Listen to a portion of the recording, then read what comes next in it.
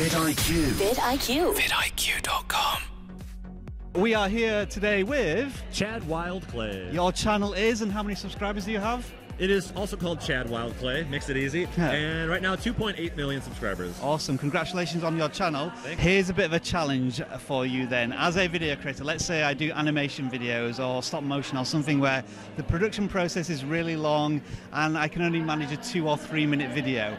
What do I do there if YouTube's trying to favor watch time? Ooh, that is a tough. It is one, yeah, and that's why I ask you. Yeah, so that's a tough one for animators. Is the perfect example. Yeah. The first thing that comes to my mind, I don't know if it works, but the first thing that comes to my mind is create a playlist and just try to keep people on the platform. Yeah. Try to keep them watching your Yeah. videos. So after they finish the first video, maybe end a video with a cliffhanger.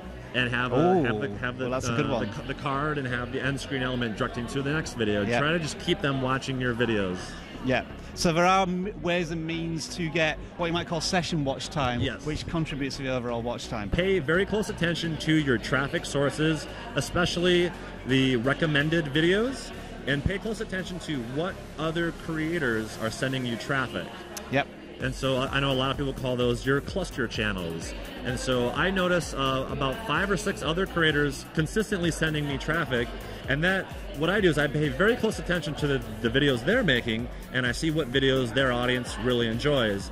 And I try to identify, oh wow, you know, what they did there was really cool, and it seemed like the audience really liked that. I'm going to try to do something similar in my own style. Yeah. It worked so well for them, and we share a similar audience. I think it's going to work well for me. So I've had a lot of success with that strategy. I think it's always important to stress to YouTube creators that when you look at other people's content, you're never trying to imitate or copy them verbatim. You're trying to add your own style to whatever that content is. And I think some people also call it warp trending.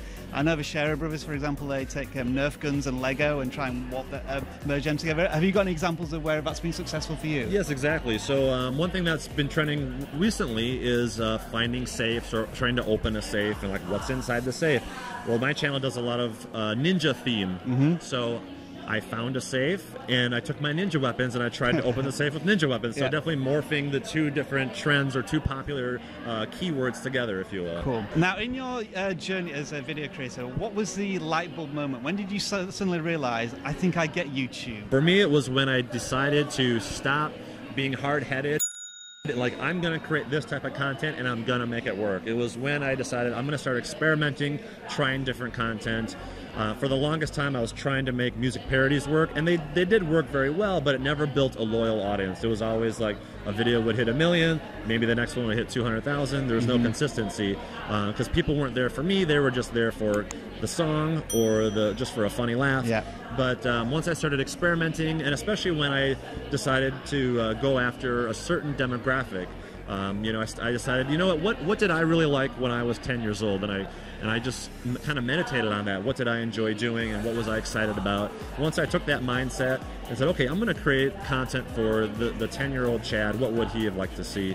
Then it really started to click for me. Thank you very much for your time, Chad. Yeah, thanks, Rob.